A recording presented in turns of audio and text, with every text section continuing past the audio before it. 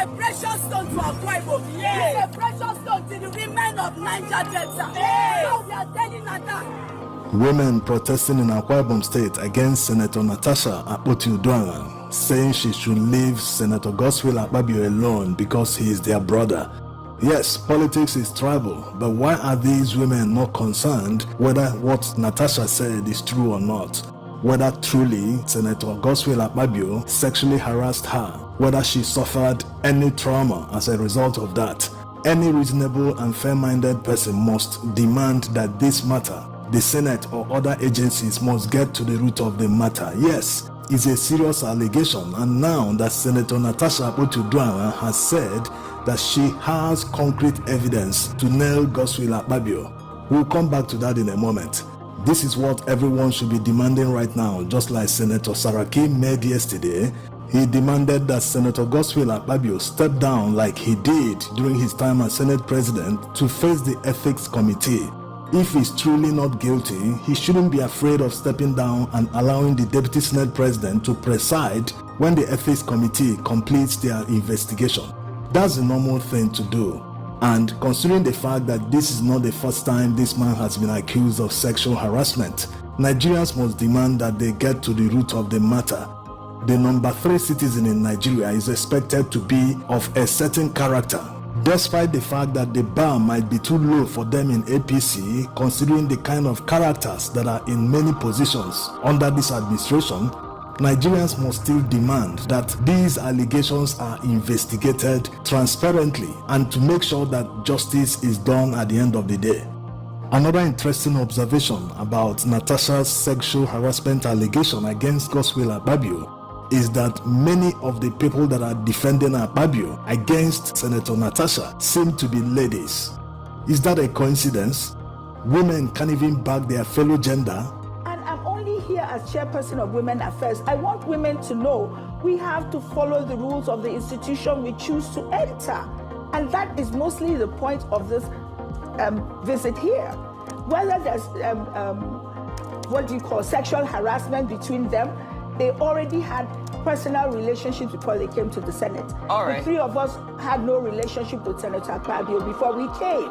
From Senator Ireti Kingibe, whom Senator Natasha supported when she was facing bullying in the hands of Senator Godswill Akpabio and Wike, to this lady who is a former senator. You know, the Senate is for the elderly, it's not for the young. It's for people who would have been through life, seen it all, and are willing to just work. Supposedly seen it all. Seen it all, supposedly. And work well for the country. Is it that she doesn't know how to make her argument? How can she say that the Senate is meant for elderly people when the Constitution is very clear on the age limit or the lowest age that can contest for Senate?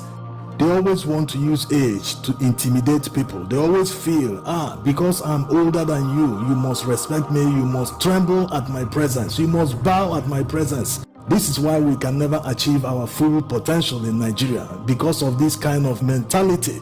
The current vice president in the United States became a senator in his 30s. So what is she saying? The Senate should not be a retirement home for old politicians. This is a challenge to Nigerian youths. They need to fight and displace these old people. These are people that enjoyed Nigeria when Nigeria was working in the 70s and the 80s. And they have refused to leave the scene. Most of them worked, they were civil servants. Now that they are supposed to be retired, they are still in politics. And they will never leave. You see them using their positions to put their children in power. You see some, they have their sons in State House of Assemblies. Some have their daughters in House of Reps. Even in the judiciary, you see many who are already in the Supreme Court, but they have their children at the lower courts or their relatives. So if Nigerian youths don't fight to displace these people, their mentality and domination will continue to hold this country down. And none of them are even talking about the sexual harassment allegation. They're only talking about the rules she broke in the Senate. Yes, that's a different matter. If she broke the rules, already she's going to face the disciplinary committee. If she's found wanting, let them punish her. But this sexual allegation must be investigated. Nigerians must demand that this must be investigated. They don't need to cover it up. No wonder only ladies are out defending Senator Godswill Akpabio. Imagine ladies that are supposed to defend their own gender, at least demand an investigation to know if it is a lie. In fact, if it is a lie, it will be worse for Senator Natasha, because making wrong accusations against someone, especially when it involves sexual harassment, is a huge crime on its own. Also, some people are already spreading the narrative that Natasha wants to blackmail Akpabio without providing any evidence. So you can see the pattern at play here. They are spending more energy on trying to discredit the person of Natasha instead of spending that energy in calling for an investigation, a thorough one at that.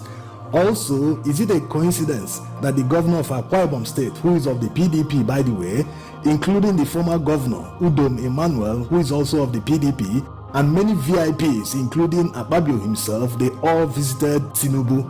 What is going on? Now to what Natasha said about the evidence she has against Senator Godswill Akpabio. Remember that Godswill Akpabio's wife filed 2 lawsuits against Senator Natasha demanding billions of naira in damages, that she defamed her husband, blah blah blah. Now Natasha has responded through her lawyer asking her to stay away. She said, "Stay away from Senator Natasha Akpabio's sexual harassment and intimidation allegation against Senate President Godswill Akpabio to safeguard your sanity and that of your family. Our client is not desirous of calling you out into the unfortunate saga concerning her allegations against the Senate President and wishes that you restrain yourself from delving into the obscene circumstances. While she has tolerated all the harassment from the Senate President, she was constrained to reveal the unfortunate torture and victimization which she has been going through in the red chambers under the hand of the Senate President. Our client has concrete evidence to substantiate her allegations.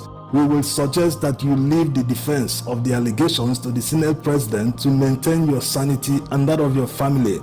Our client remains resolute in the defense of Nigerian women, and as a family woman, she will continue to maintain our common heritage and family values." It's just that people don't have shame anymore, especially people occupying public offices. What this lady would have done was to call her husband close. "Hey, before this lady will make this allegation in public, are you sure she's not correct? Did you sexually harass her?" This is exactly what she's supposed to demand from her husband. But here we are, she has gone as far as filing a lawsuit against someone that didn't even mention her. How can you file such a lawsuit on behalf of your husband when you are not even the one that was mentioned in the allegation? The jokes write themselves. I know that he jokes a lot. Akpabio, right? Yes. He's fond of making little fun out of everything. Or would you call it unguarded statements? Not unguarded, but he loves to make everything light. And you see, when you do that, you become very vulnerable. So it makes him very vulnerable. This argument is so lame. The fact that Akpabio jokes a lot doesn't mean he shouldn't recognize boundaries, especially when it involves a married woman for that matter. It's excusable that he can joke with unmarried single ladies, but a married woman, that's crossing a lot of boundaries. Besides, if you're a lady watching this, maybe you have experienced this, there are men that are not confident, men that have complex issues. They make sexual advances to women in form of jokes. This is to have a fallback position in case they are rejected. Many people know this. So maybe Akpabio somehow falls into the kind of men that make these kind of advances because they are afraid of being told no, being rejected. So they will say, I was only joking, I didn't really mean it. Anyway, you understand what is going on. The issue is he should have recognized a boundary once he knows that this lady is a married lady, and the fact that they are even family friends. Yes, this has drawn her husband into the whole matter. he released a statement asking the Senate president to treat his wife with respect. So it's a pity that women are not demanding that a fellow woman who said on national television that she experienced sexual harassment from Godswill Akpabio, they are not demanding justice for her. This is very strange. They are defending the man who is in the eye of the storm, who was accused of sexual harassment. How can this be happening in Nigeria? Are these people living in an alternate reality, so they don't have any sense of justice anymore? Or is it because it's another person? What if they find themselves in the same situation in future? Or is it because all these ladies are married, maybe they are too old for people to make sexual advances to them? Anyway, whatever it is, these women protesting because Akpabio was accused of sexual harassment, what did they do during the hunger protest? Did they come out to protest against hunger?